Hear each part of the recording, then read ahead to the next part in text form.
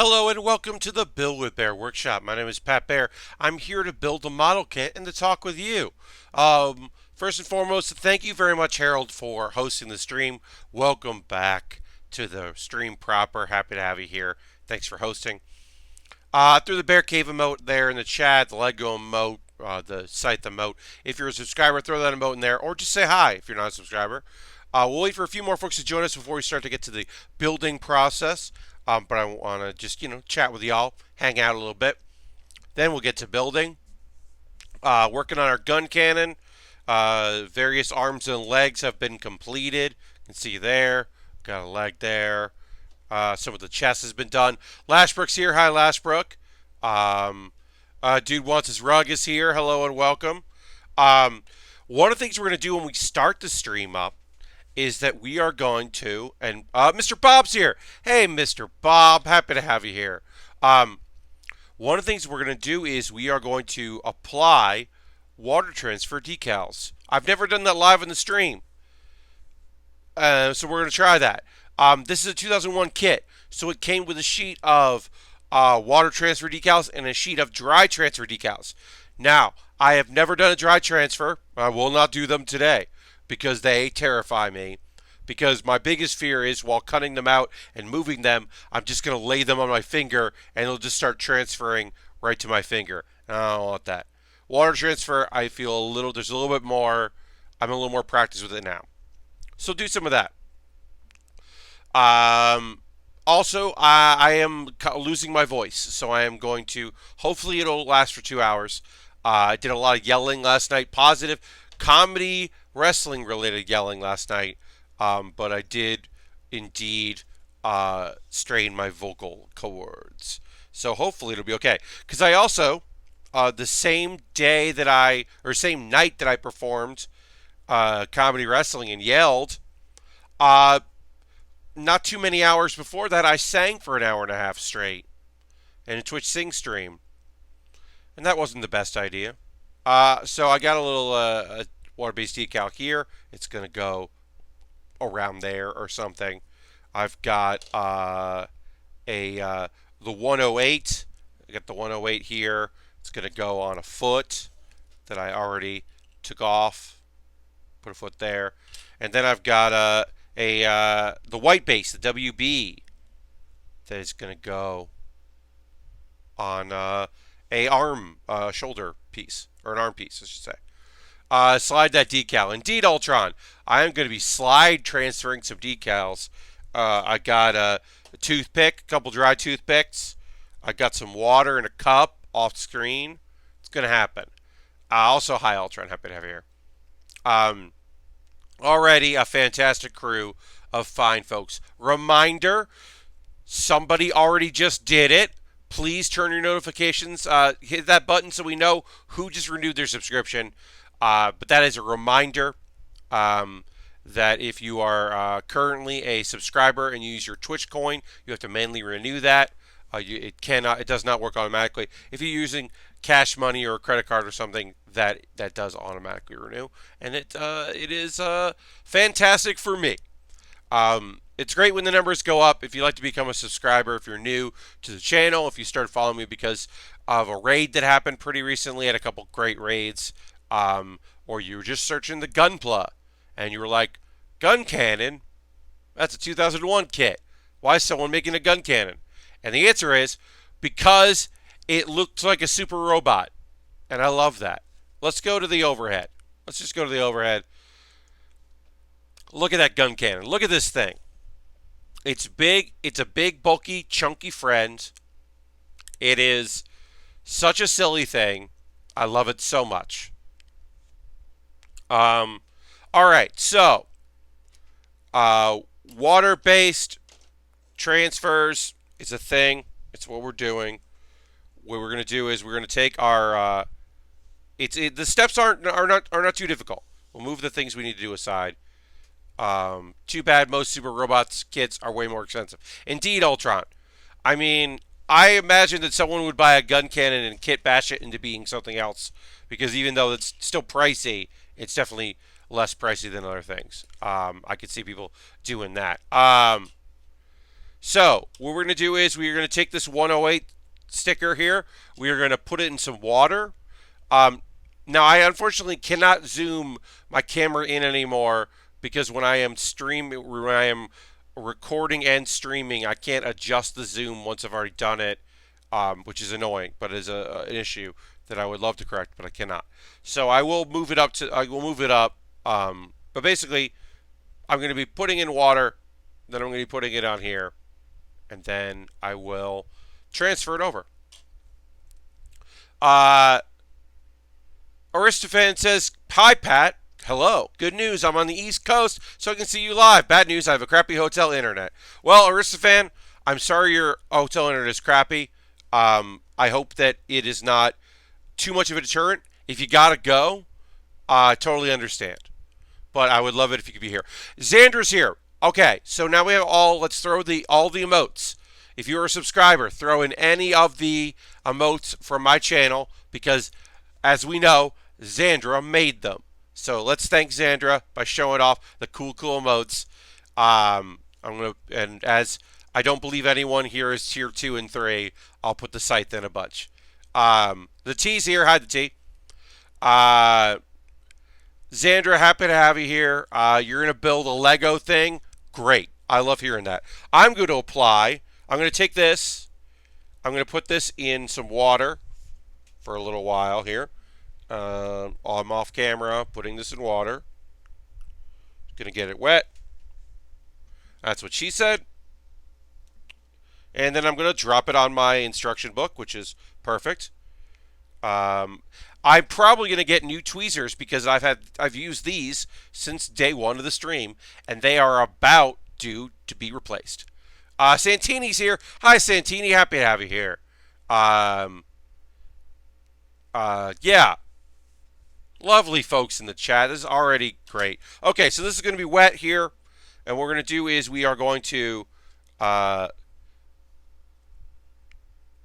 going to fuck this up, probably, but hopefully everything will be okay. So we are going to wet this, and then we are going to slide it. Gonna hopefully we can touch the paper and slide this. Nope, I'm going to wet this some more. I think it needs a little more water. We're going to let that sit there for a little bit longer.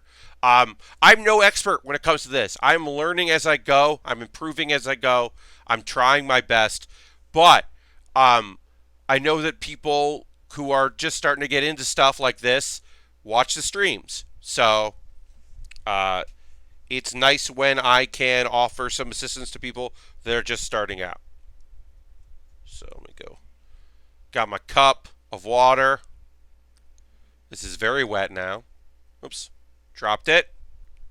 Like I said, I think these tweezers are due for a replacement. They are starting to be annoying. Alright, so hopefully that is enough there. Alright.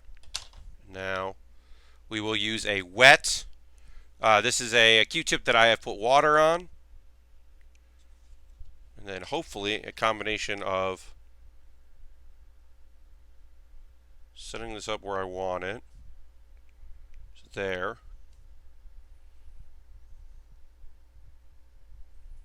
And then this does not want to come off the paper, which is very annoying. So we will do another attempt, which is we will attempt to separate the piece of the paper from the decal using our tweezers.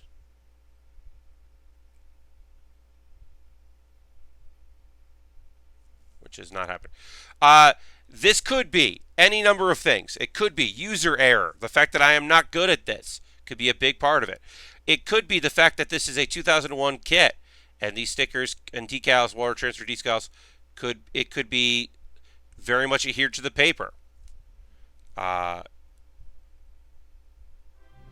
Could be any number of things. Santini just subscribed with Twitch Prime. That's 7 months. Thank you so much, Santini, for that. Let's throw the Bear Cave emote in there. Thanks, Santini, for that. Okay, so I have removed the paper. I am now going to put this decal directly in the water and hold it there. Yeah, let's throw the Bear Cave emote in there. Thanks, Santini, for being a subscriber for so long. Great. Thank you so much for that. Okay. So now we're going to attempt to place it on where we want it. There. We're now going to water, move it around using our water. So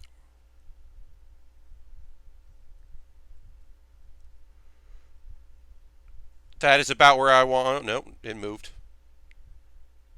All right, this is where I want it. And then what we'll do is we will use a dry side of the Q-tip. This is dry in the Q-tip. And we will, whoops, we can move it with the wet one, place it where we want, and then dry. Oops. Once again, pat it dry so that hopefully it will adhere. And we will leave that and we will check on it later. And that is mostly how you do it. We've got a couple more to do here, and then we'll get into building. We'll keep working on the chest, start working on the backpack for the chest is coming up next. So we will take this here, dunk it in our water. But yeah, I watched some YouTube tutorials, a lot of YouTube tutorials about how to do this. Followed some tips. My first kit where I actually applied these water decals was a, you may have seen that, was the AE86, which I was very happy with how it turned out. And now I am doing this one. So this is going to be like on our arm, like top of our arm here on a kit. I have to get the, oops, out, oops, nope, come on, come on. But yeah, I'm definitely learning as I go. I've never done decal before. I barely like using stickers. Yeah, Lesper, I mean, when I started, I would never do stickers at all, but we started doing high grades, and it felt like it really made the kit. It helped the kit a lot to start doing stickers. And now it's like, well, I got all these decals. It'd be nice to be able to do something with them. All right, so then we're going to kind of put it where we want it. And then hopefully we can slide using our wet end here. Slide this off.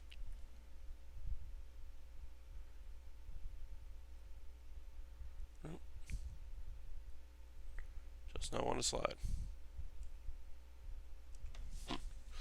So I don't know, like I said, I'm not sure if this is because of the age of these or if it's my own ineptitude, but yeah, I am definitely having trouble separating the layers here. Could be that I'm just going to put it in the water for a longer time. I'm just going to put it back in the water cup, let it sit for a while. I'll do the same thing with the other one that I'm going to be doing. It could be that I'm just not giving it enough time in the water. I'm not sure. I'm not sure what my problem is. But yeah, I mean, this is like, for me, this is just like another thing that I don't normally do. Got to keep them separated. Indeed, Harold. And then, of course, we'll start building our kit proper here. We've got the legs done. We've got the arms done. We've got some of the chest done, as you can see here, including that. We still have to do the backpack for the chest.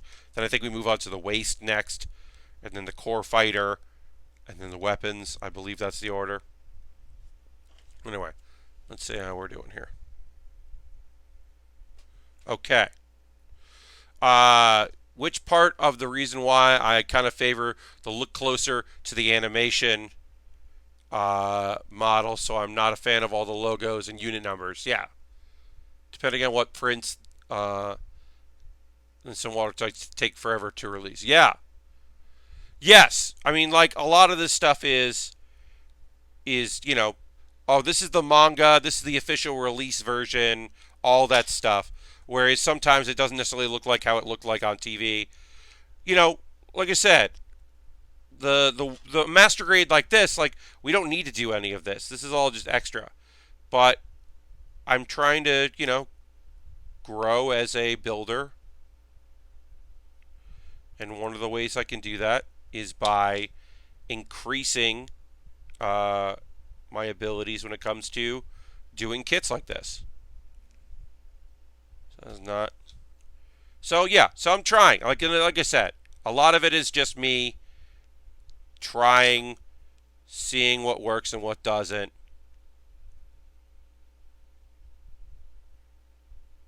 Clearly, I'm having problems getting this to transfer, which is really annoying.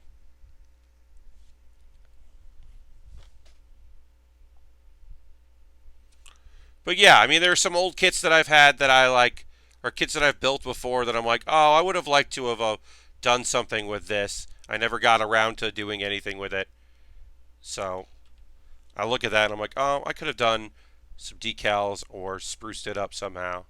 Okay, so now we'll set it where we want it with the wet Q-tip, and then kind of dry it into place.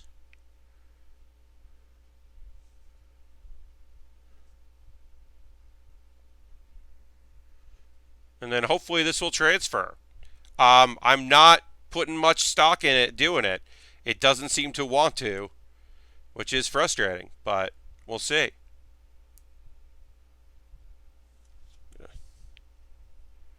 Yeah, really does not seem to want to do the transfer. That's a shame. We'll put it aside, see if it dries. Yeah, this is not working. That's a shame. You can't see on this camera. You might be able to see on this camera. There's some green here, which is clearly the paper from that this was attached to, which means that it has not separated from the paper. So the tackiness of it is still stuck to the paper, which it shouldn't. It should be just the clear decal. So that is a sign that it is not transferring. And then symbol like that. So that is a big bummer.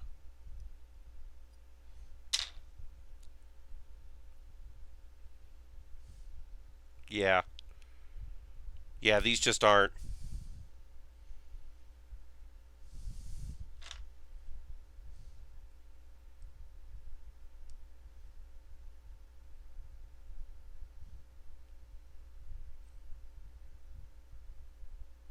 Yeah, it's a real shame. All right, well, I've now shown you what happens when you have what I'm imagining are just very old decals, and you're attempting to make them work in a way that they don't want to.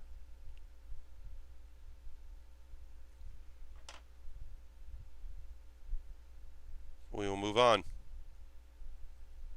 We'll move on. We'll see how it goes. Yeah, that's not going to work. Okay. All right. I'm not too mad about it. I started my Enterprise C kit, Ultron says, a few weeks ago, and I immediately tore the giant saucer watered decal. I have decided to get paint for it. Yep, okay. Hey. Yeah, sometimes you're just like, oh, I think I'm going to do it this way. And then you're like, oh, I am not going to do it this way. I am now doing it a different way. The way I said I was going to do it, I am no longer doing it that way. That happens.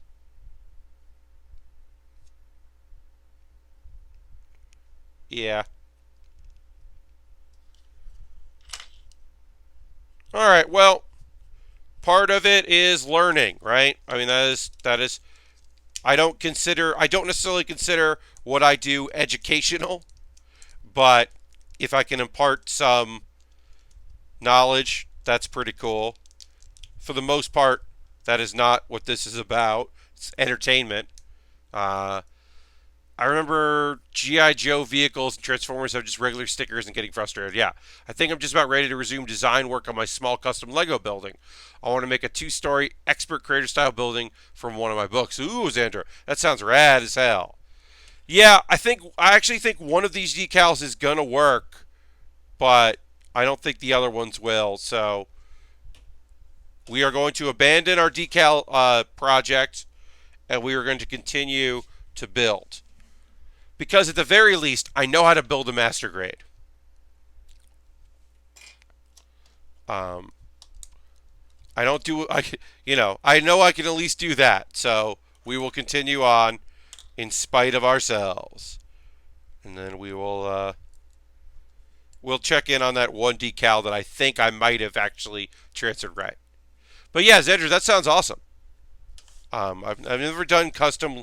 I mean, I've done custom Lego in that I have, taken my big crate of Lego and built something from it, but I've never done like that, what you're talking about. It sounds very cool. Uh, yeah, I mean, I would always do like, I'm going to make a spaceship out of the parts I have here, like that kind of thing. I did a lot of that. Putting together a few buildings has inspired me a lot. Yeah, I mean, I think that's like definitely common when you're working on kits like that to just be like, oh, I could do something like this or I could do something like that. Like, yeah, you definitely get inspired. All right, we need some of these here, some connectors. Tomorrow I'll put up another mailbag video. Someone sent me a kit, which rules. It looks incredible. Um, uh, it is a Fenice, I think is the way you call it. I don't know. It is the Italian gun. It's the Wing Gundam from Gundam Build Fighters, but it is Italian name for, and so I am gonna butcher it. But it's a beautiful looking kit. It is the master grade of that kit, which is like such a beautiful version of the wing. It transforms. I can't wait to build it. It's a fun narrative exercise, says Andrew, to figure out a character would originate, their place of work, and where they live. Oh yeah, it's really fun to think of that kind of stuff as a narrative challenge for yourself to do. Yeah. Um, but yeah, so I got two kits off my wish list to build next. I'll be building one of them. Either Bulma's motorcycle, or I'll be working on the Venice Riscotto, I think it's called. I forget the exact pronunciation. As I said, I will continue to just do a bad job naming it. Um, but it's a beautiful looking kit, so I'm excited about it. All right, so we're just attaching some stuff for our backpack here.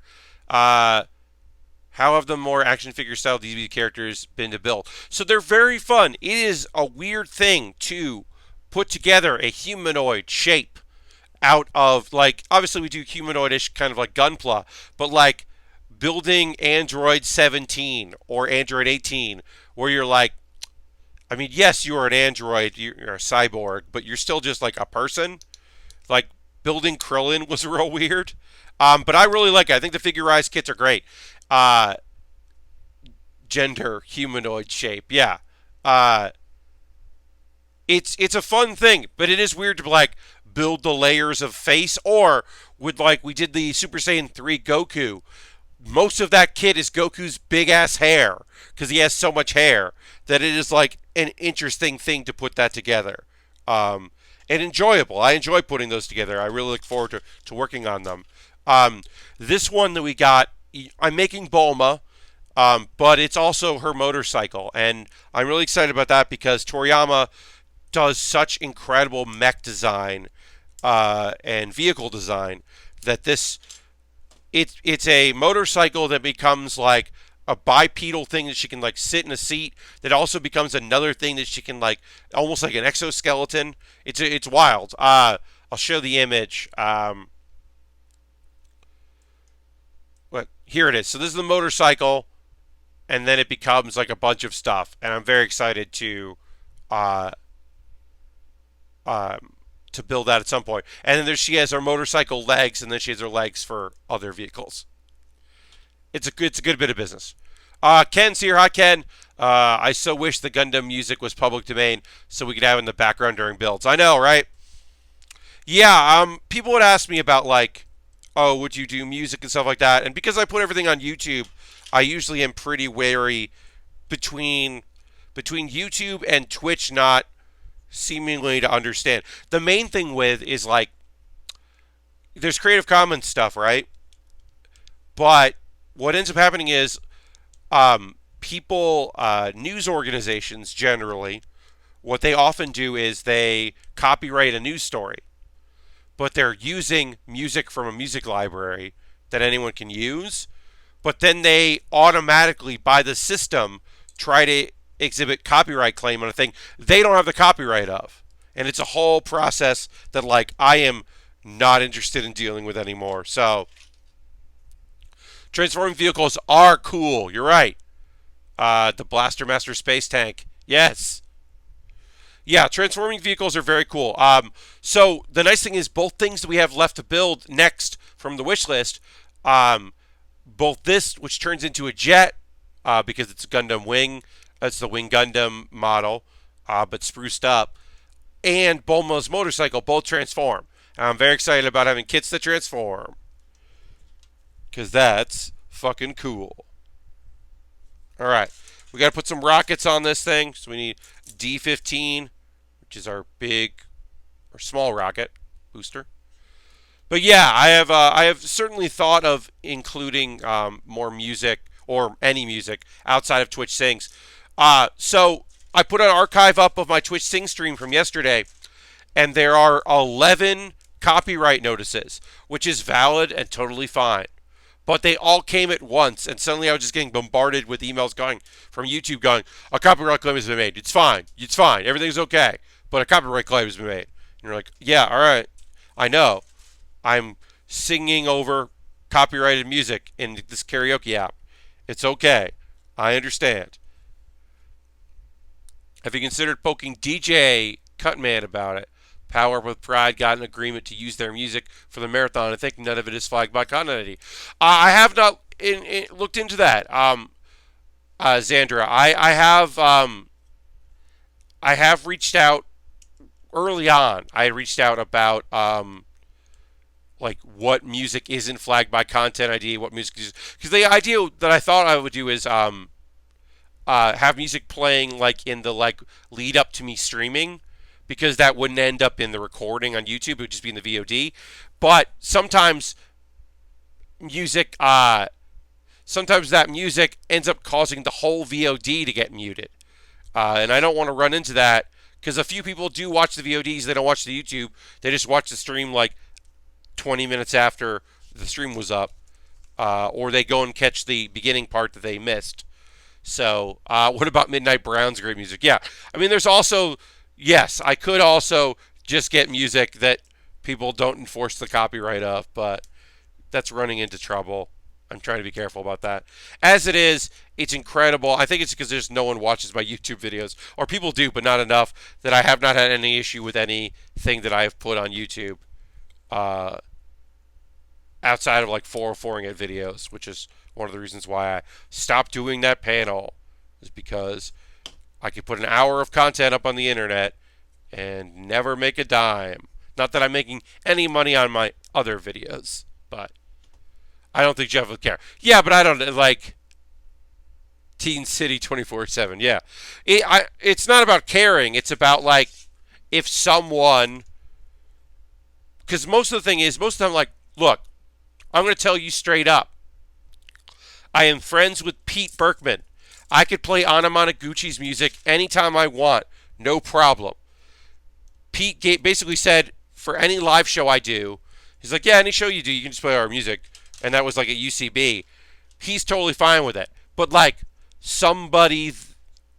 somebody's job, or more likely, it's a program's job to find all the instances of people using Anna Monoguchi's music and be like, hey.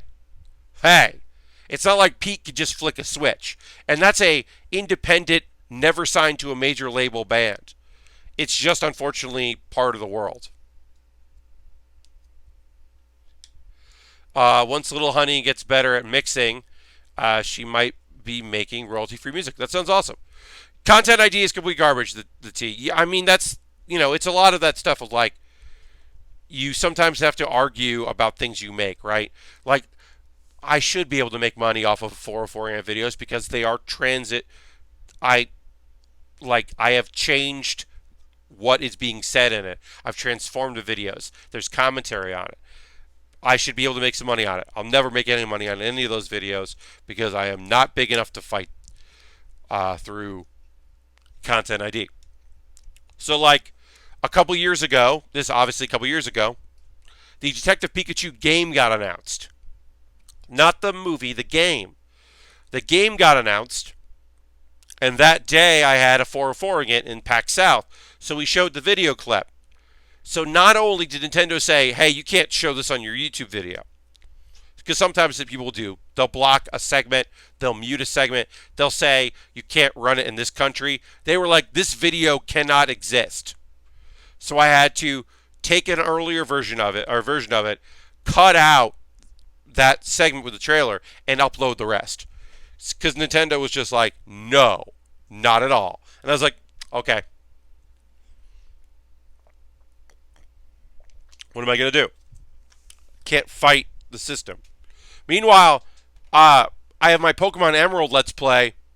Never had a problem with that video. Never had an issue. It was probably just the timing of me putting the trailer up and then wanting to control who had the trailer. I uploaded a video of Wheel of Fortune Xbox 360 game, and the royalty-free music the game dev used in the game was ID'd. I disputed it, and they backed off. That happens a lot. That's what I'm talking about. That royalty-free music. Someone else will content ID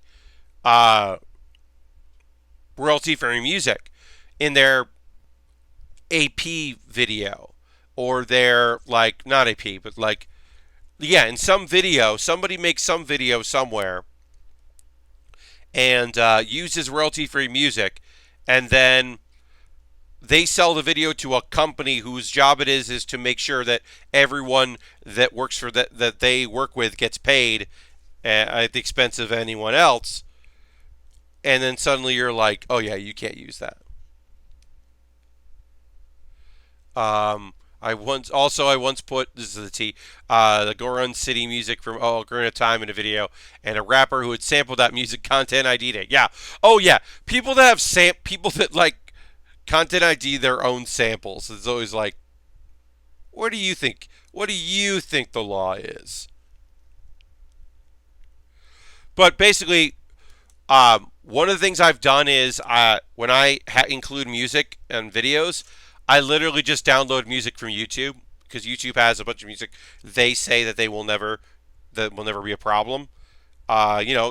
You put a thing in the description about the artist, so you make sure that you are linking to the artist or crediting the artist or whatever they ask you to do. Some have other demands than others, but I just do that. Like my last I've only done it once. I did a video which was a PAX East vlog.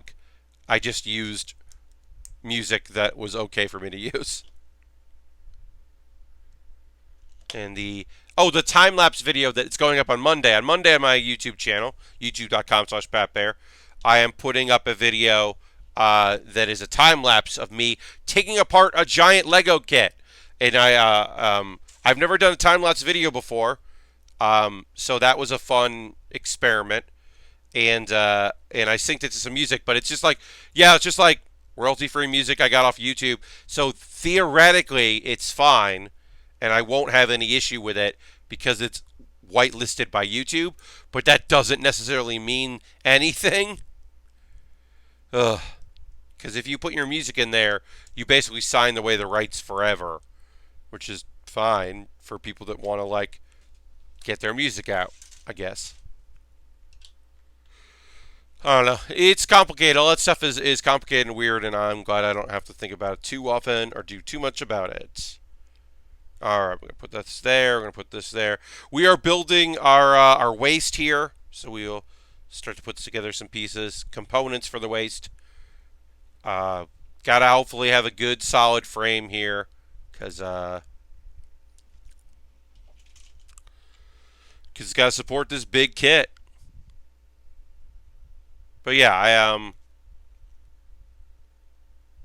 most of my content IDs is totally reasonable content IDs. What sucks is sometimes like it's a video that like has been up for years and suddenly we'll get a new content ID that is like not eligible for viewership in the UK. Uh, Here we all are proponents of waste management. Uh, but yeah, I've had it's a good one. It's a good one. You see, because I said waste because we're building the waste. I'm doing my part to get down on waste every day this summer.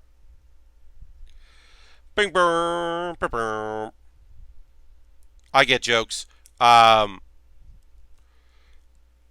yeah, one of the problems in doing stuff like this is just that like or doing things on the internet like um there was a meme that we explored which is like taking this one song and syncing it up with famous movies and we like showed it at a 404ing it and uh that whole segment couldn't be shown in the UK at all and I was like that's fine I don't have a lot of and then like an hour later someone on Twitter was like hey I can't watch your video and I was like oh shit you're in the UK huh they're like yeah it's like fuck all right let me take down the video let me put up another version of the video.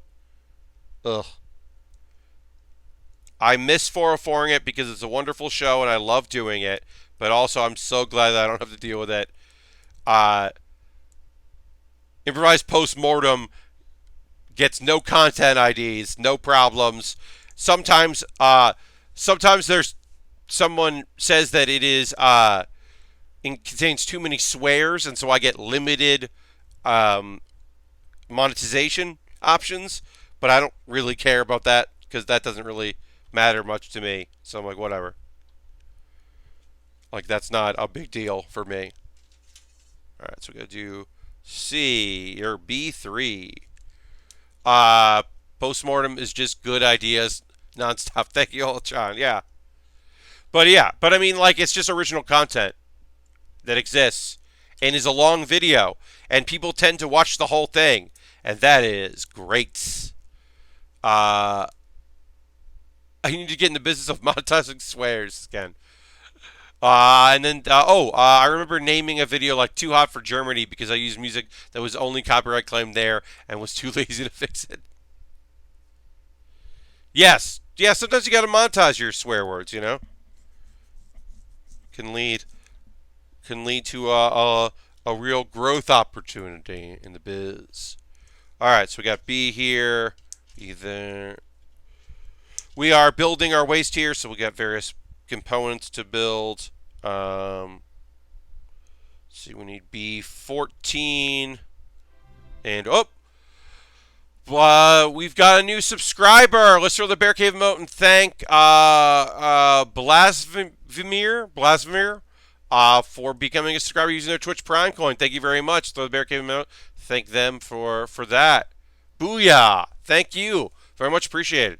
I made most of my yearly views off my Author's Intent Packs panels. Got to submit panels. Yes, Xandra, I submitted my 2 panels, and then I have to follow up because I submitted them during E3, and now need to follow up because I'm one of those boys that sends a follow-up email that's basically like, "Hey, I'm coming.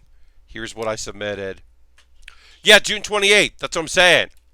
Submit your panels. But yeah, I have to do the follow-up because I send the follow-up email of like, hey, I submitted. If you want to talk about when we can have these panels, let me know. So I can start figuring out guests. I don't know who's going to anything. I'm trying to figure that out. But also can't ask during a show that people are at. It's always the problem. Okay, so let's get in there. So we need C4 and C3. Put some armor on this. I wonder if I could go that way too. Yeah, I mean, I I kind of just submit, like, I am in a position. It is a interesting one where my properties are known properties. The two panels I submitted, uh, my two panels are Improvised Postmortem and League of Heels, right? League of Heels is going to come in hot. I know some of the stars. It's fine. I know whatever. They know what that is. They know if they're going to want me to do it or not. They're going to want me to do it. Improvised Postmortem, I submitted with two names because I don't know all of who's going to be going. But, like, they know what that panel is. They know if they want it or not. They probably want it. So, like, I am in a position where I don't have to have every name. And I can put in the extra information. Hey, I'm still booking people. You know how it is. Blah, blah, blah. I'll update this. Not everyone could do that. But also, yeah, I mean, you can certainly submit your panels to the deadline and then update it. Um, uh, like, I am also in a unique position in that, like, yeah, I do some big shows that return. I am a returning presenter. That is not everyone's thing. I'm in a somewhat unique position in that I produce content year after year, show after show, two, sometimes three times a year. Although this year most likely will be two times.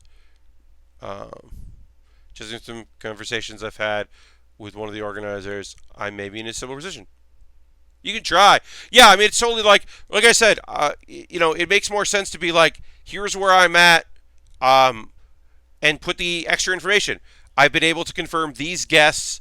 I am still attempting to confirm more. I will update this when I have more information. Contact me if you have any questions. Um, yeah. Yeah, I mean, like,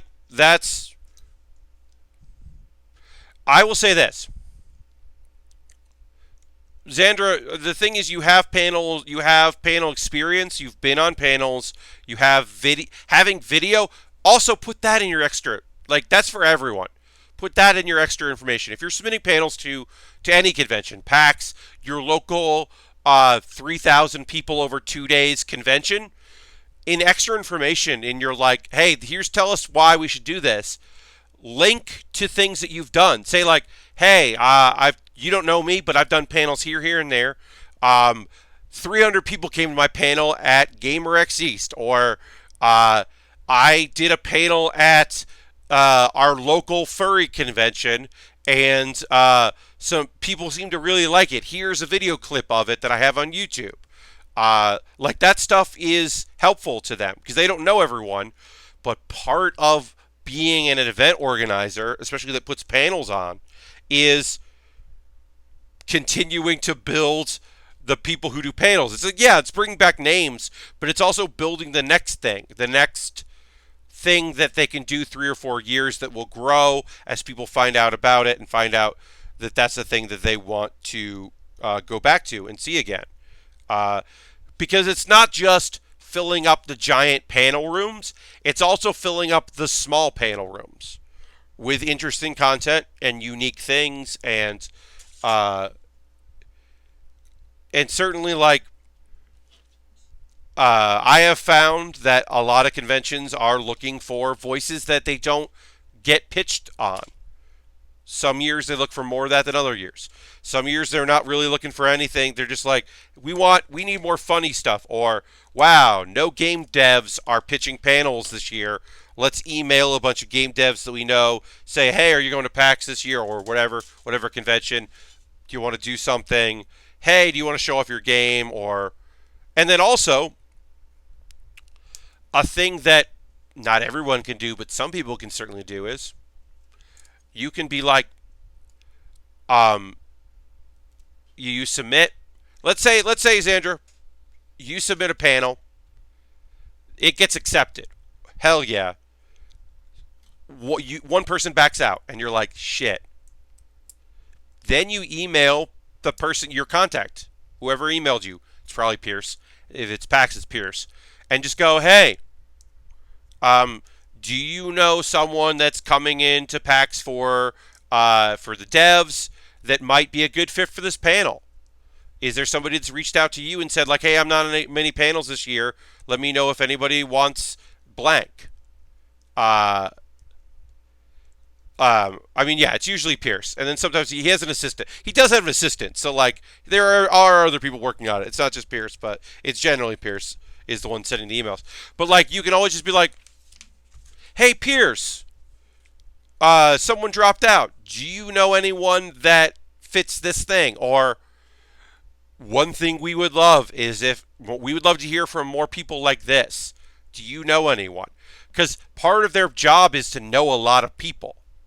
Um, or you could like, um, you may not have met him. I don't know why you would. Guy, aka Yug, who helped out with commentary in the PAX Australia League of Heels show.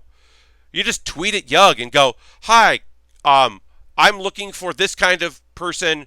Could you retweet this? It's for PAX." Because he has a lot of people that follow him because he is a high up person at Reed.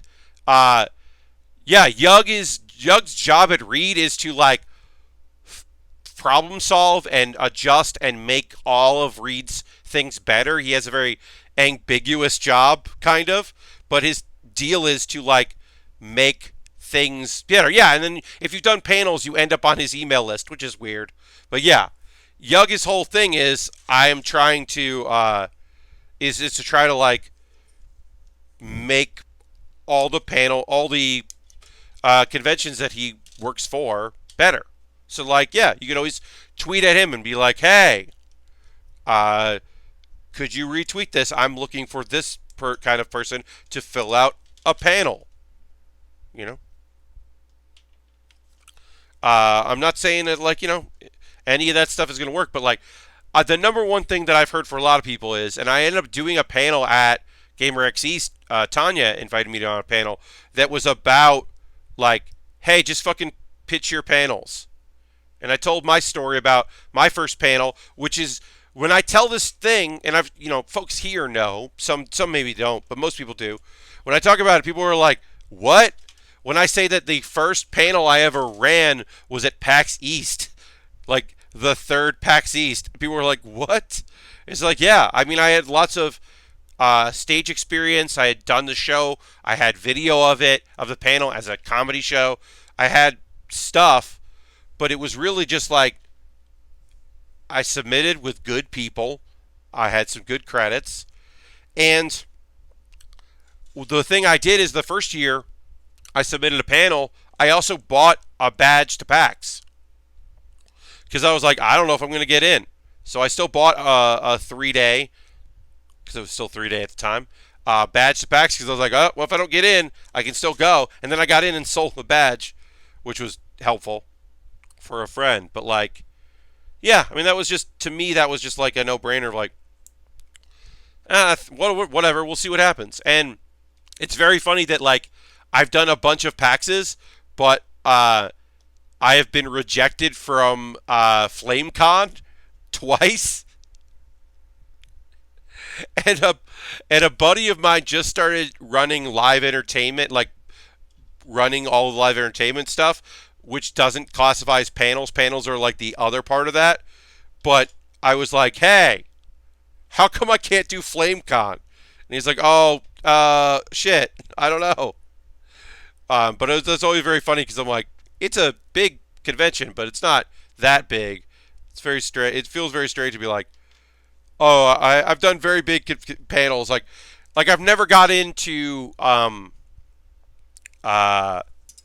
I have never done a submitted by me panel at New York Comic Con. I have been on panels at New York Comic Con. Cards Against Humanity was nice enough to have me twice. So I've done that, but I've never been successfully able to pitch a panel to them and then have them be like, "Yes, this is good," which sucks. But like, I understand it.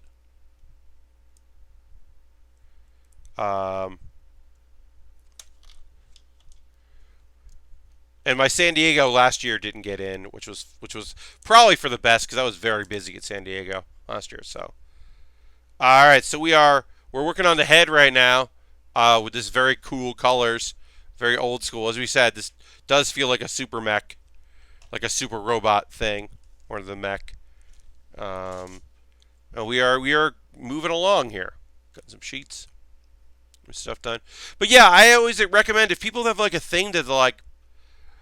I will say this: a great in to if you ever want to do something at a local convention is to look at previous years, through the Wayback Machine, through tweets, through paper documents.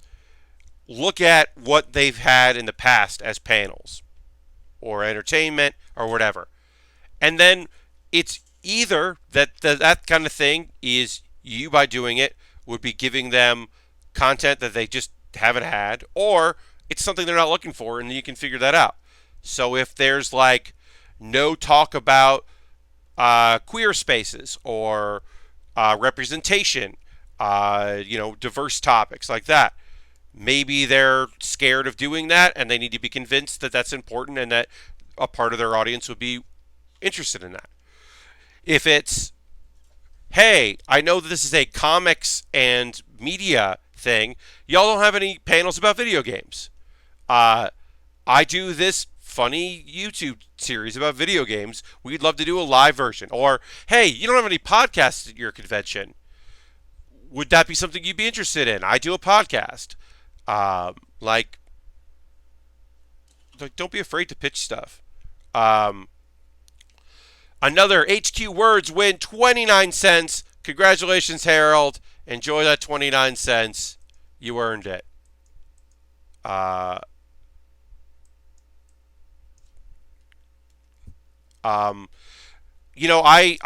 started pitching comedy stuff for PAX because there was some, but there wasn't a lot, and now there's more now. But like, it certainly wasn't there. To me, the idea that at night it was either go to concerts or go to just panels where they swear more often, and hey, game show night seems fun. Game show night is a staple at PAX. It's like game show related video games, real life versions of it.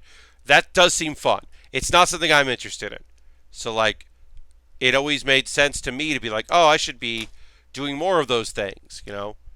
I would love to be on a PAX panel to talk about my experiences while it's been gaming. And Harold, like, honestly, and this is a tough thing to sell, but I think that the idea of doing it smaller, the route of either doing it smaller and trying for a smaller convention, something local, and building up some tape of it, videos of it, might be a way to go. And there's also unfortunately, the only other real good route. I mean, what got me to the table is having a name, and that also doesn't always help. I mean, having a name attached, not you having a name, but having a name attached to your panel can often be very helpful, but like certainly doesn't mean it either.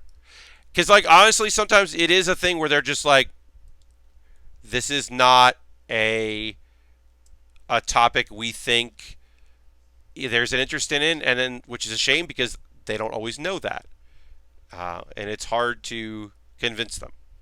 But yeah, I think I don't. I think that is a topic, Harold, that people would be interested in. That to me feels like a Saturday afternoon panel. Get off the show floor, maybe learn something. Meet other people that have similar situations as you or different versions of your situation as a meet and greet style thing. Like, I think that is a valid, valid is the wrong word. That is a like that deserves a place at the table. But like I said, it is tough when you're dealing with a large convention that's trying to serve a lot of masters and appeal to a wide range of people. It can be tough.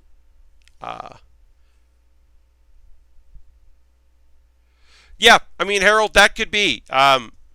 It might be something where you're like looking at, you know, looking at someone else's panel and saying like, hey, just so you know, this is a thing that I've wanted to do for a long time. You're doing something similar. If you're looking for another panelist to be on the panel to talk about something specific, I'd be very much interested in that. Like, yeah.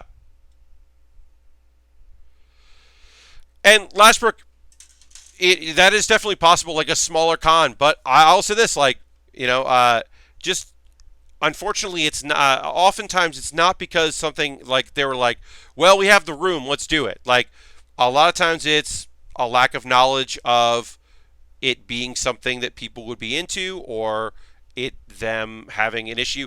Because unfortunately, sometimes it's not you, it's someone else. Like someone else really fucked up, and then they shy away from that idea. Like, oh, well, that went bad, or well, we had a bad dealing with this thing, so we're staying away from that kind of a panel.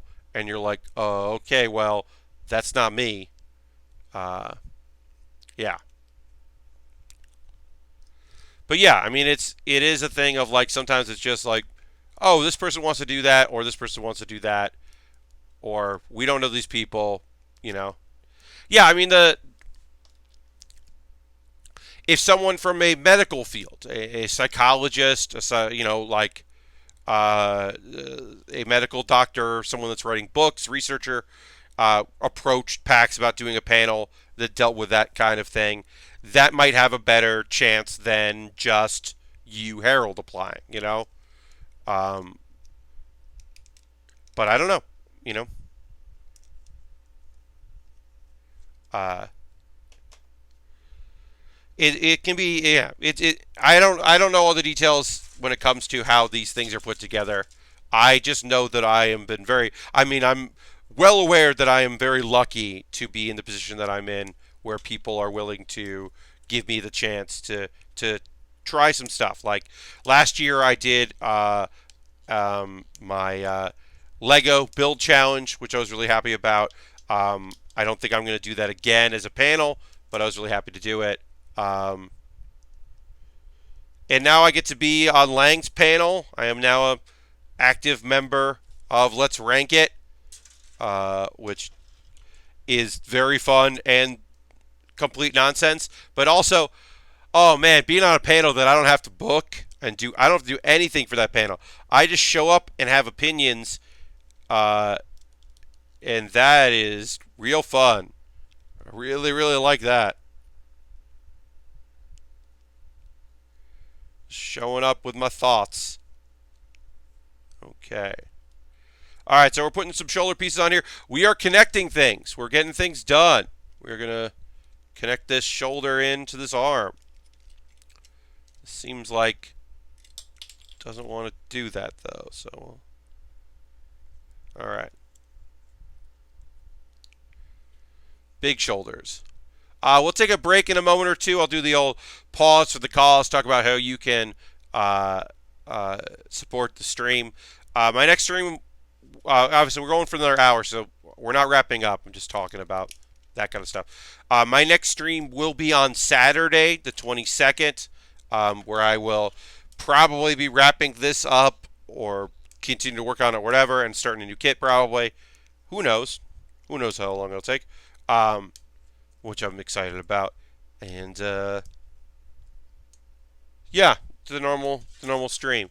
I'll try to remind people that next Tuesday, I'm going to look up the time because I don't remember when I said it was. Next Tuesday is my bonus game stream, which is the monthly one we do with where I play Jackbox games with chat. So if you're interested in playing some Jackbox games, the monthly bonus game stream will be next Tuesday, the 25th, from 9 p.m. till question mark. Because I don't know, it could be an hour and a half, it could be 2.5 hours, it could be 3 hours, it'll probably be 2 hours. But like, that's next Tuesday. Gonna play games with chat. That'll be fun. So come check that out. It's a monthly bonus game stream where I play games with the chat. Very much enjoy that. But yeah, we'll focus on Jackbox games, play a bunch of those. It'll be good. Do some rap battles, maybe we'll do some TKO. I haven't done TKO in a while. And also probably play some actual Jackbox, or You Don't Know Jack, because that's fun. The You Don't Know Jack streaming one, I think, is pretty dang fun. All right, so we did our upper body. It's time to connect our waist to our legs here. So we got to put this. All right, we're going to finish this part up, and then we will do our pause for the cause. And I'll talk about ways you can support the stream and plug some stuff. And then anime talk, because as always, Thursday is a big day for me to talk about anime stuff, because a lot of the stuff I watch this season has been on Tuesdays and Wednesdays and Thursdays. So I have a bunch of things to talk about. Although the seasons are almost over, folks.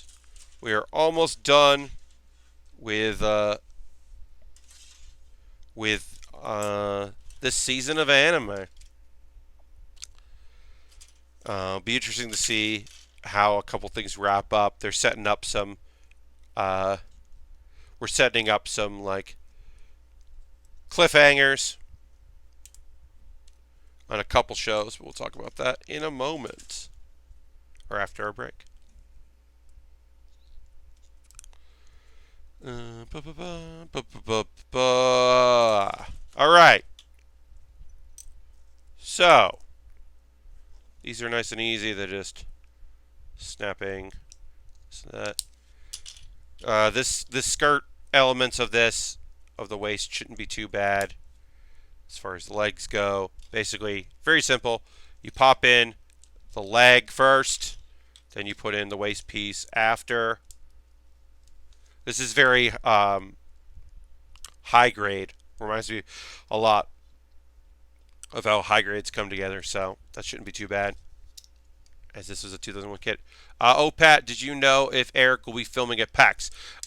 So yes, Eric is currently scheduled to be at PAX. I believe he will be doing the League of Heels show.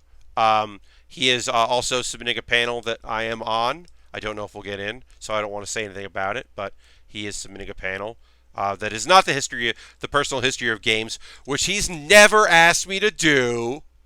It's fine. It's okay. That he hasn't. I would like to do it sometime, but I'm all right. But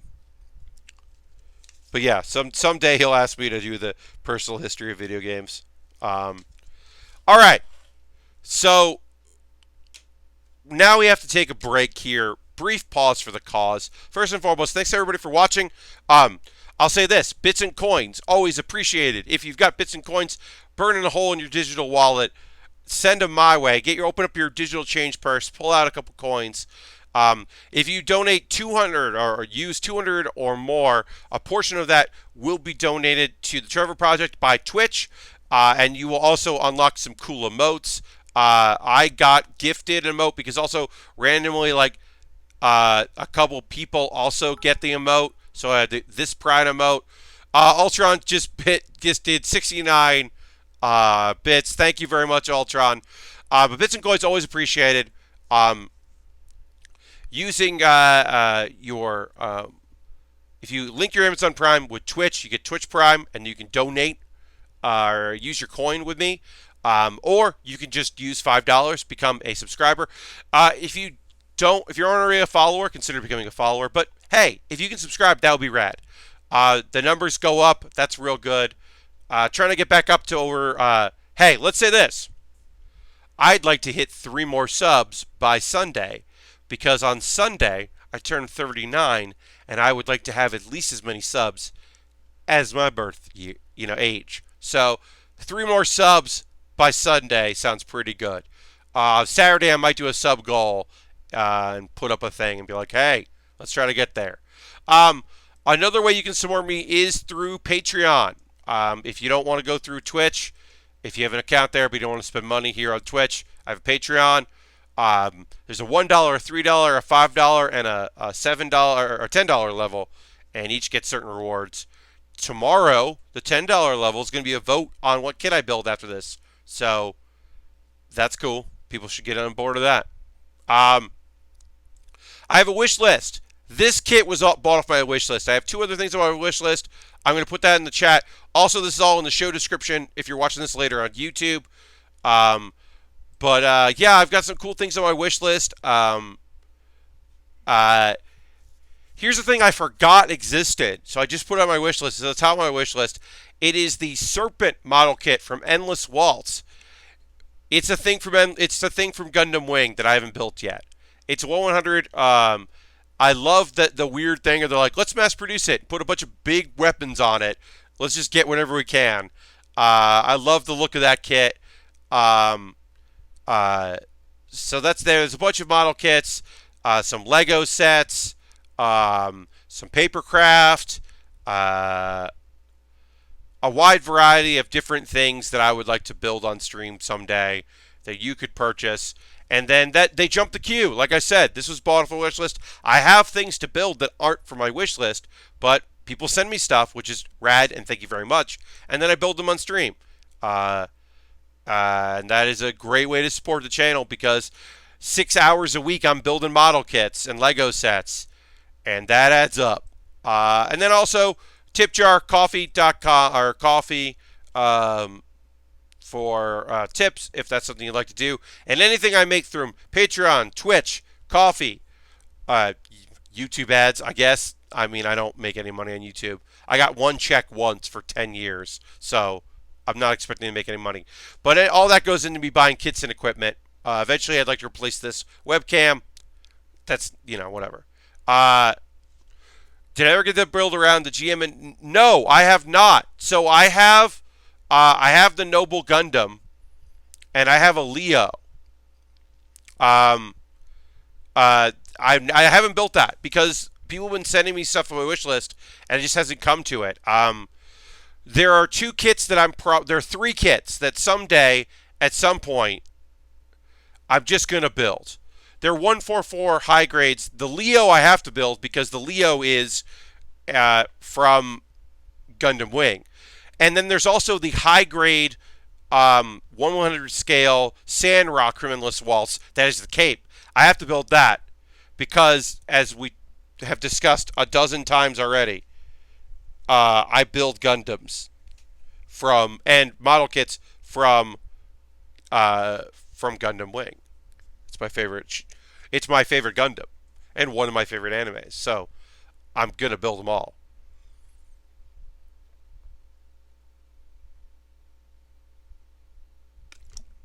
That's your excuse to drink some water.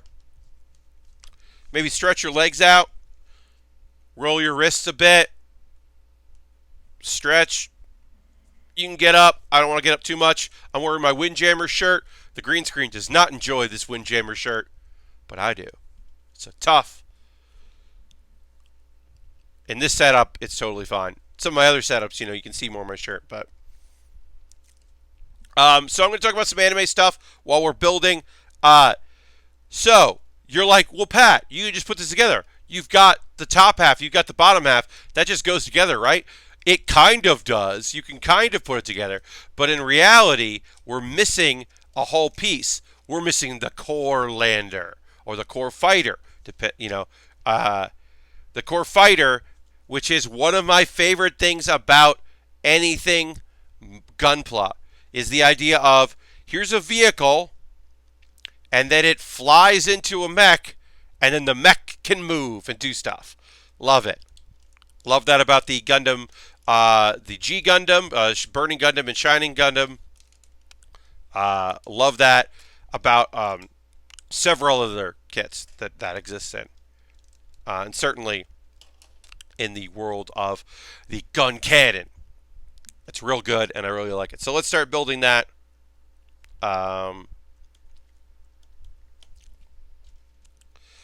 And I'll talk about some anime. Because a bunch of stuff came out. Okay. One Punch Man Season 2. It's interesting. I'm just going to start off by talking about One Punch Man Season 2. One of the most interesting parts about this is the fight setup. It's a lot of like setup for later stuff. You're you're getting more monsters showing up. The Monster Association has just noticed that some of their people, or some of their monsters, I should say, some of their monsters were defeated, and they don't know who did it. Um, so they're getting concerned about that. It's very clear that if you fuck up, the king of monsters is going to eat you, which is that the king of monsters, Orochimaru or whatever his name is incredibly animated for a season that does not have particularly great animation, and is certainly taken a hit and taken a lot of flack for it. That's warranted. This creature looks terrifying, and it's awesome. Um, and then also the demon hunter, or the hero hunter, who you're supposed to dislike. It's interesting. They do a lot to make him seem like. So he's beaten up a lot of heroes, right? That's not cool. Certainly not cool. Beating up heroes, I don't like that. Not a fan of that. But he is being like targeted by a bunch of heroes, and he's outnumbered and hurt. So you're like, I don't like that. I get it, but I don't like it. So I don't know. At least for me, I'm kind of rooting for him, and that's not good. Also, he's fighting Death Gatling, which is a great, awesome looking hero. Thanks for the panel reminder, Pat. I'm going to be poking folks, and this time not being too stressed out about it. Sandra, I appreciate it. Yeah, well, you're welcome. And yeah, I mean, you should be doing panels at PAX. You have things to say. You know great people that PAX would be happy to have there. And folks that know you know that your panel would be a good place for them to go and spend their time, which is, the whole point of it. I'd like to think that people know, like, oh, Pat's got a panel. That'll be funny. Like, that's the hope anyway, is that people, like, see that I've got something and go, like, oh, I know that'll be cool and interesting, and clearly an entertainment, So, like, I know that if people see that you're running a panel, they'll be like, oh, okay. I know that that's something I'm interested in. Well, appreciate that, Xander. So yeah, One Punch Man. It things are heating up, but like I said, there's a point where I am at least momentarily rooting for the villain, which is a weird thing. But that's good character work. Let's see, Black Clover. We are going to see some action coming up right now. Not much action, mostly just getting ready for the action that's coming, which is fine. Gotta go. See you later, Xandra. Thanks for being here and the stream. Always appreciate it. And talk to you soon. Yeah, Black Clover is mostly setting up. I mean, a bunch of action is going to happen. We got to see some character interactions that were fun. One thing that was kind of cool is they built a couple characters to be really overpowered, and it was nice that there was a moment where a spy was like a person whose abilities were to hide in shadows, like people's actual shadows, and follow them around. Was like a lot of people didn't see it happening, which is cool because it does kind of like pull down a few people that seemed like too overpowered in that show. So I do appreciate that. There's some good stuff there. Black Clover. So I'm still into it. Looking forward to some new fights. All right, so this part is going to slide in and out, so we have to make sure that we're attaching it right. Because I believe this. So I know where this goes.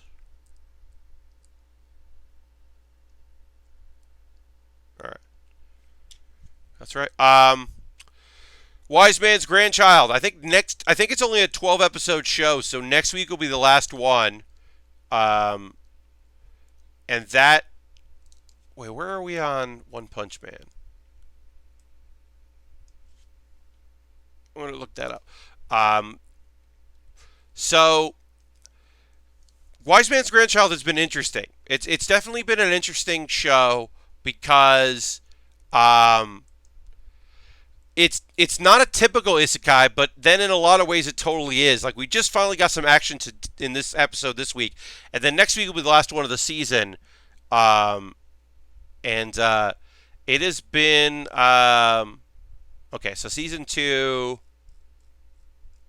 we've got.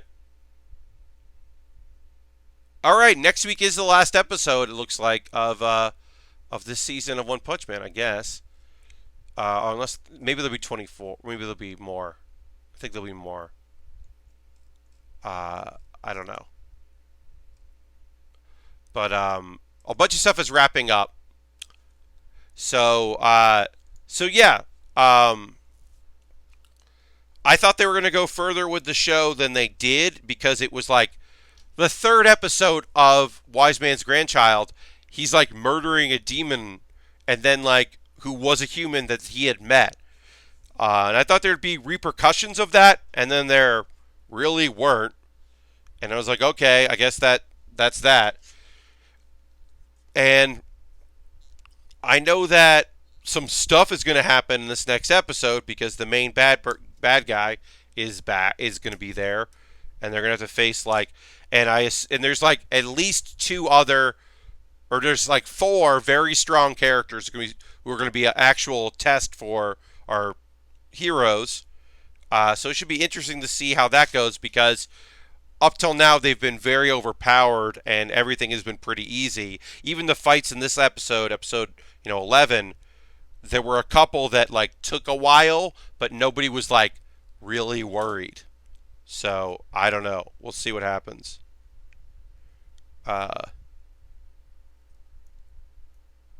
Yeah, I'm not. I don't know. Like I said, I've been interested in the show, but I'm not sure what's going to come of it. Speaking of second last episodes, the Helpful Fox Senko-san. This episode was all right. It was part of it was the main dude recognizing that Senko, the fox spirit, has been with him. We as an audience, we knew that she has looked out for him in the past. But it's definitely setting up that she's leaving, which seems weird because he's not doing better. Like the whole idea was that she was there to like make his life better because he was so gloomy and sad and just a sad sack weirdo. But like I don't necessarily think that the series has shown him like doing better with her, even with her there. So I don't know. It's still a cute show, but like yeah, I don't know. It's kind of ending on a there was a cliffhanger there for episode 12, so we'll see. But I don't know. I mean, because I guess it had been at the beginning of that episode. It makes it clear that it's been a year. So I guess maybe she had a time limit of how long she could interact with them. It'll be interesting to see if like she's gonna like wipe his memory or what. I don't know what they're gonna do. But it should be interesting to see what they end up doing with that show. 4 and 3. Yeah, so a bunch of shows that I watch. Next week is the last episode. So there's next week is the last episode of Helpful Fox Senko-san. Next week is the last episode of Wise Man's Grandchild. And next week is the last episode of the double length season of The Rising of the Shield Hero. So my predictions on one hand were wrong and on the other were right. Yeah, Ultron, I don't know. I don't know what they're going to do. I assume that something will happen. Some kind of big thing will happen. Who knows? They'll do something. They'll figure something out. Alright, so we gotta finish assembling this thing here. So we're doing system assembly while I talk about this. So Rising of the Shield Hero, it is revealed that I thought this wave was going to be like, oh, no one knew the wave was, it's actually interesting. So, because our shield hero, for the longest portion of the anime, no one believed them. People were plotting against him. He didn't have any allies. So, finding out that a calamity is coming, no, previously people wouldn't have believed him.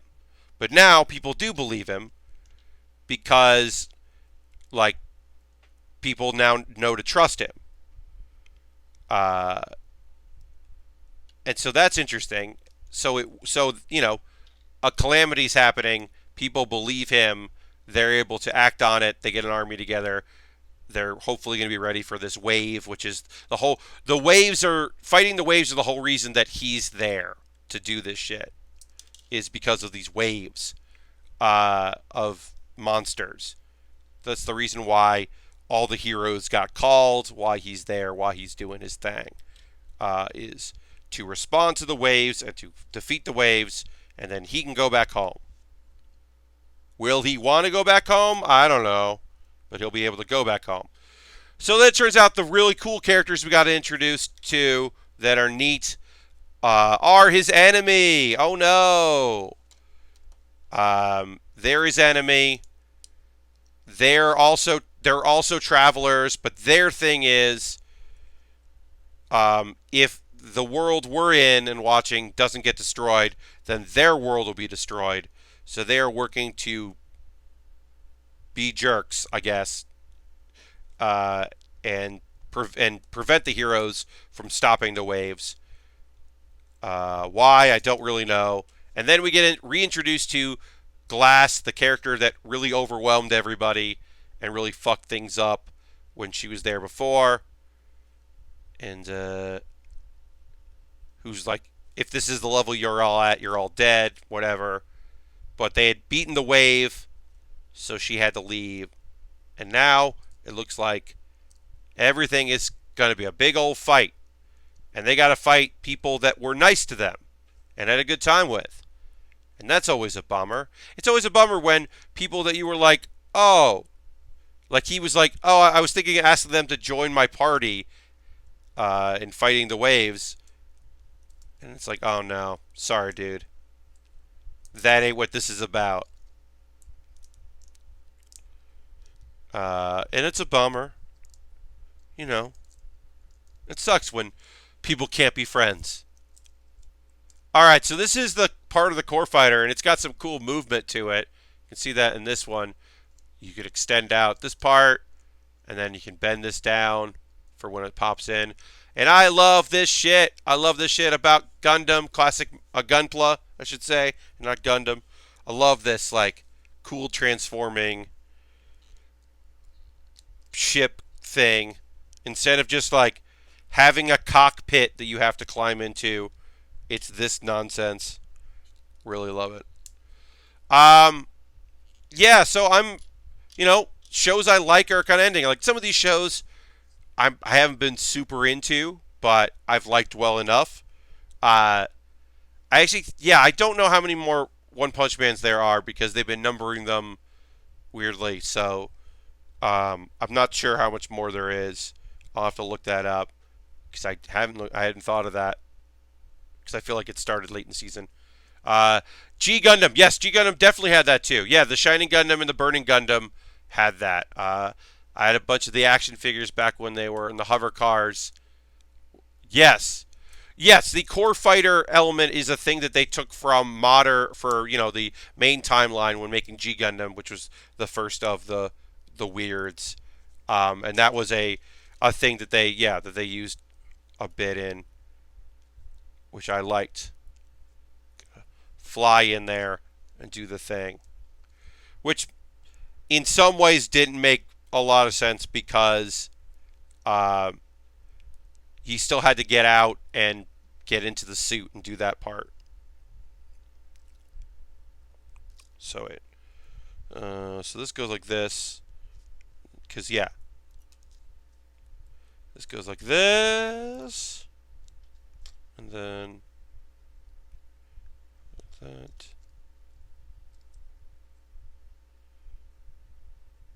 Okay.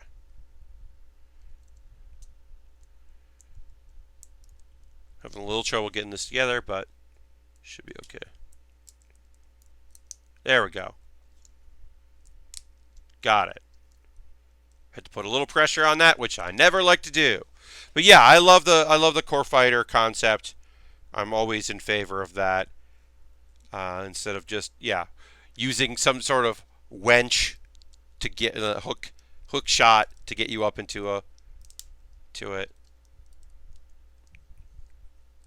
Because then instead of an ejector seat, you just pilot out your little ship. Because we got our little ship here doing his thing. And then... So we also have landing gear, which, well, we got one more piece to put on. A2. The rockets. Got to put the rockets on. So if we wanted to display this just as the core fighter and its beautiful colors, we would put landing gear on it, which we'll unclip, but we won't add. But we would put landing gear on this, and that would, give it the appearance of it being a ship here. But we'll pop those pieces out, but we're just gonna put them in the in our box because we don't need them. If there's anything you want to chat about coming up, anything you're excited about this summer, stuff happening, let me know.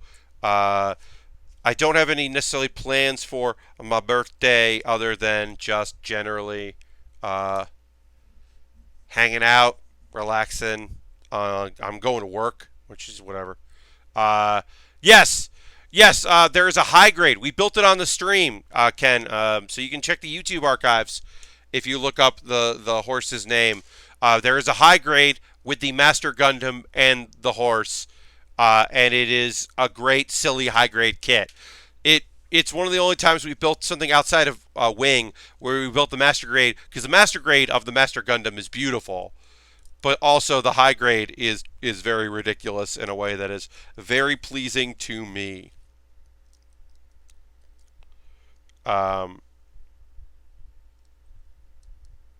All right, so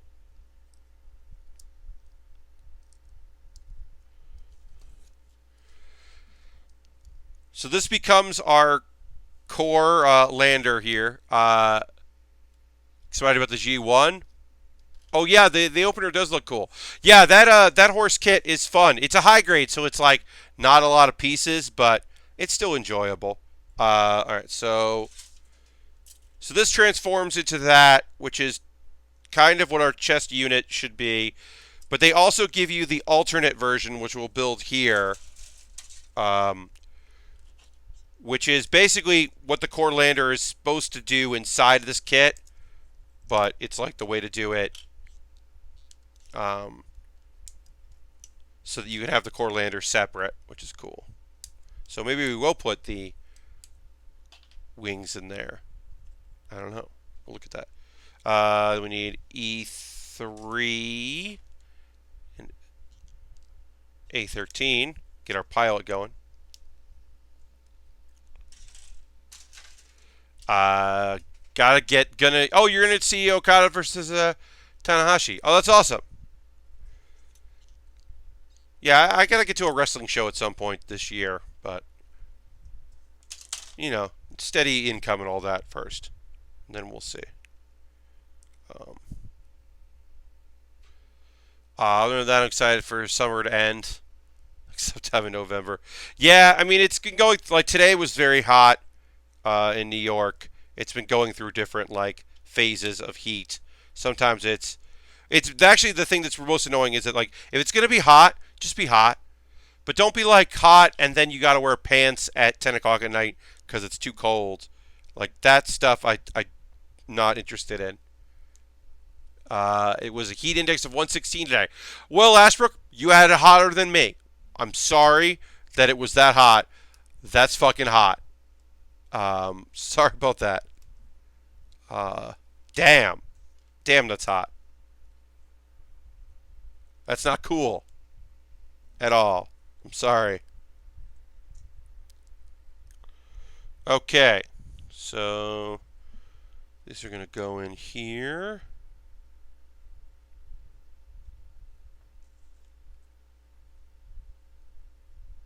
And so this is approximating. This is cool. I didn't know this was part of the kit. Basically, they give you this so that you don't have to put the core lander in there. Because we could put the core lander, but instead they just give us this, like, unfinished colored version of it. Like, uncolored version, which is pretty cool. And then it just lives like that. So that way you don't have to put the core lander, the core fighter in there. You can just do this. And then we get our kit, which does, legs are weird on. He's got weird hip problems. But yeah. It's not even summer yet. I checked tomorrow. It's the last day of spring. Yeah, it's like the 22nd or 21st or whatever. We are getting the summer solstice coming, yeah. It's been rainy mess for about 3 months now in Kentucky, says Ultron. Yeah, we had a lot of rain today. I luckily was out of it. Or outside of it. I thought I was going to get caught in the rain because I was running a bunch of errands, including mailing out something for Brown Lantern. But yeah. The first thing I've ever had. I have mailed out stuff to folks before, which has been actually not that bad of an experience. And I have had, I've never had a return because I sent it to someone's P.O. box and they just didn't get to it. But apparently just kept postponing going and getting it. And then eventually it was like, they just sent it back to me. But luckily, Brown Lantern is not far from me, so it's pretty easy to remail it out. Hadn't had that before for my monthly bonus, or my monthly giveaway to a subscriber.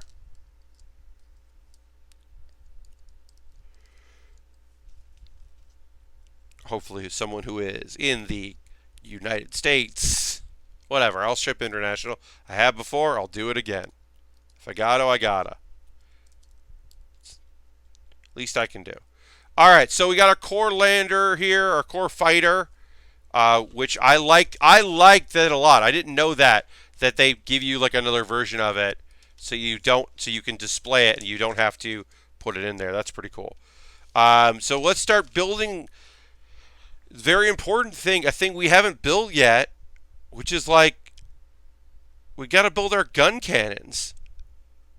Like, we haven't built any of our gun cannon doesn't have gun cannons yet. It has the backpack, but doesn't have there's empty spaces here on the shoulders just waiting for some cannons. Hi, Brown Lantern. Happy to have it in there. I was going to message you. I'll tell you in person. I mailed it out today, so keep an eye out. Your P.O. box, check it next week, I guess. It should be there by then. And you should have some Lego sets. Right now, it's just a gun. Yeah, it's just that part. We got to build it. So we can start building that.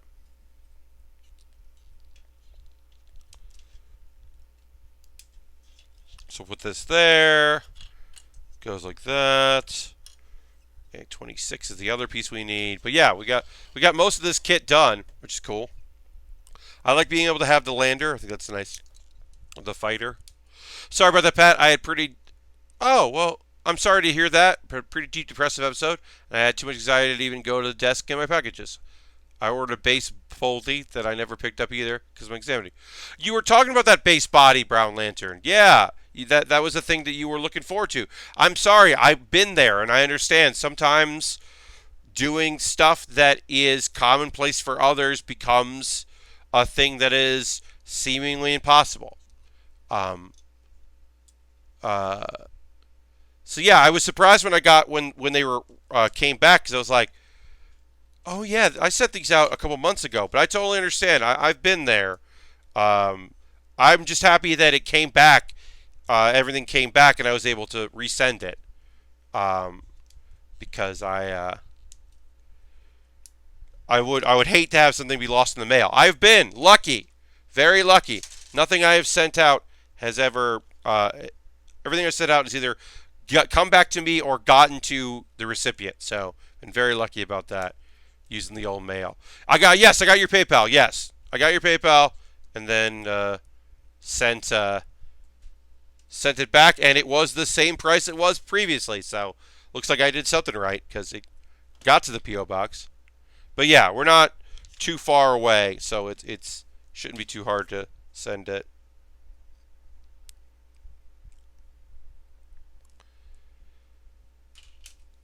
No worries, Brown Lantern. We all got our stuff. I understand. No hard feelings.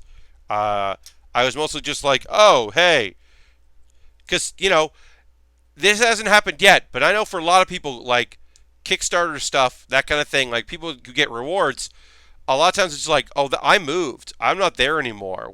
You sent something? What? And you're like, yeah, hey, what? So I was just like, sometimes people were like, yeah, send that to me. And they're like, oh, wait, I don't, I don't have access to the PO box. Shit. Especially when it comes to a package, you like gotta hope that it's sitting there. It's not in the PO box. It's in like another area.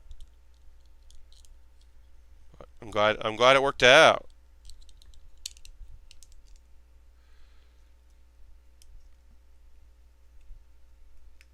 No, Brown Lantern, you're beating yourself up about this, and you don't have to.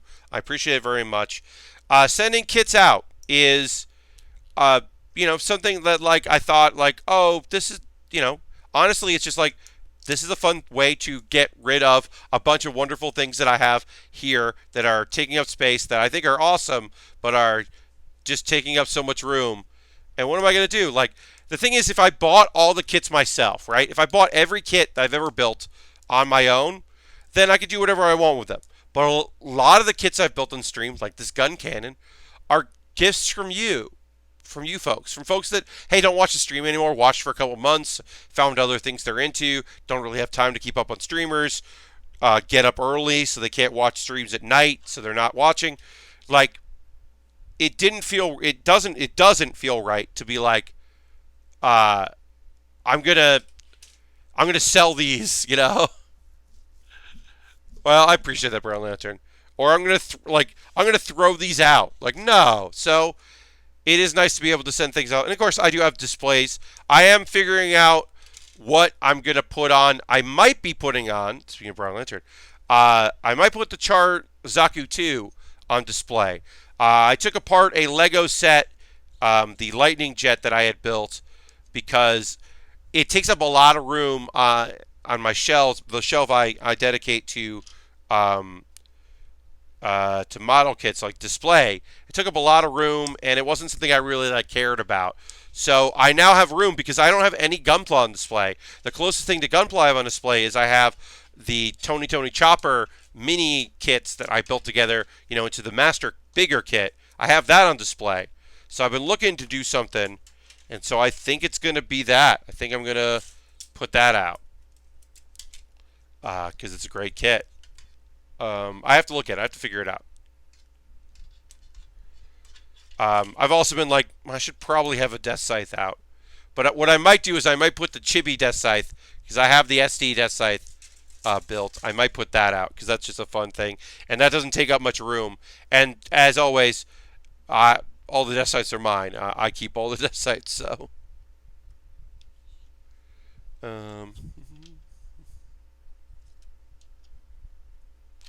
Alright, we're going to keep working on these here. Working on our gun cannons. Got to build our cannons for our gun cannon. Oh, and I will when this is done, post a photo on my Discord and my Twitter of the gun cannon with the gun cannon detector, which we built previously, because I got to do that. I got to have the two together. I got to have the detector detecting that gun cannon. It's its whole purpose. So we'll definitely do that. Oh yeah. Thanks for everybody who's watching tonight. As I said, this Saturday will be my next build stream. We're going here till a little before 11 probably. Probably dip out a little before because my voice is getting shot.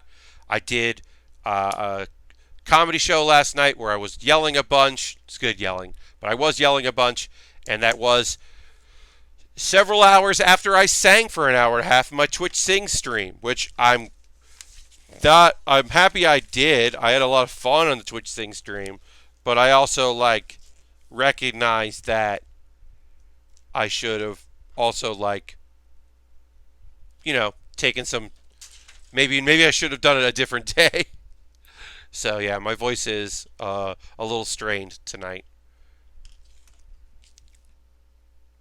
All right, so we'll send this over there, and now we've built two of the weapons here, which we can kind of put. Can put one on here if we want. Put these on. There are other things we can put on as well, so we might mix and match them, but these are pretty neat, so we'll start with these.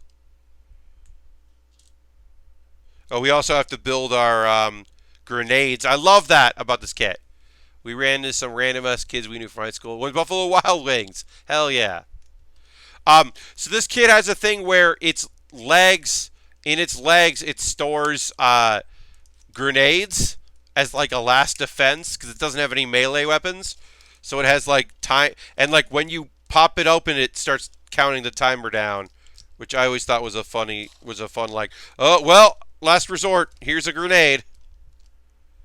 So we have to build those. We still have to finish building the gun part here. Our sniper rifle, basically.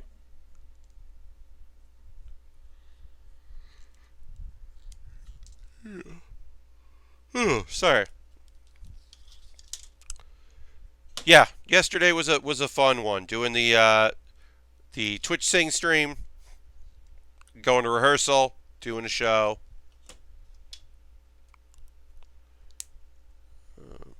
Yeah, it was cool. Right, and then let's see, C8 and 9. Nice and easy. Yawning all of a sudden. Probably gonna dip out in a minute or two because I am starting to yawn. I'll at least finish this gun, and then we'll probably peace out there.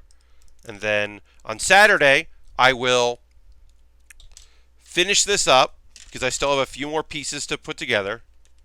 And then I will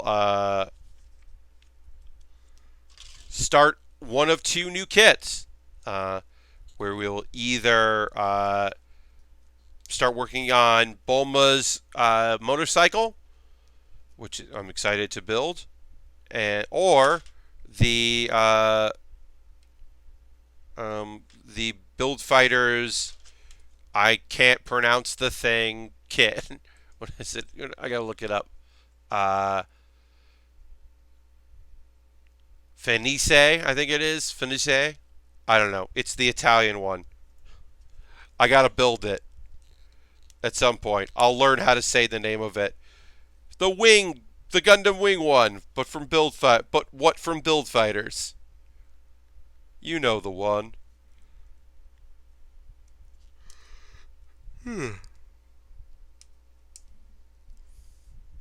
All right. So, got to put this on here. This on here. And then this goes like this. Oops. That popped out like that. Oops.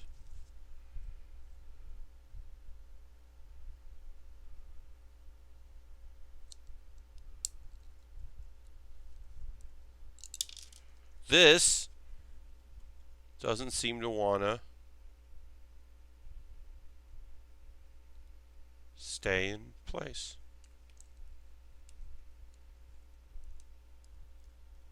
All right, that seems better. Okay, and then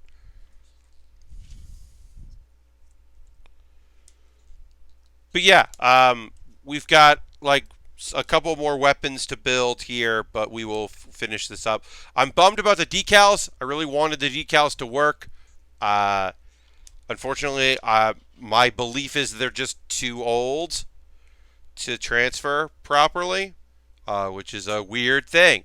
But hey, As I said, this is a kit from 2001, so we'll hopefully have some better luck on the 2015 or 2018 kit, one of the two that we have next, which will have decals.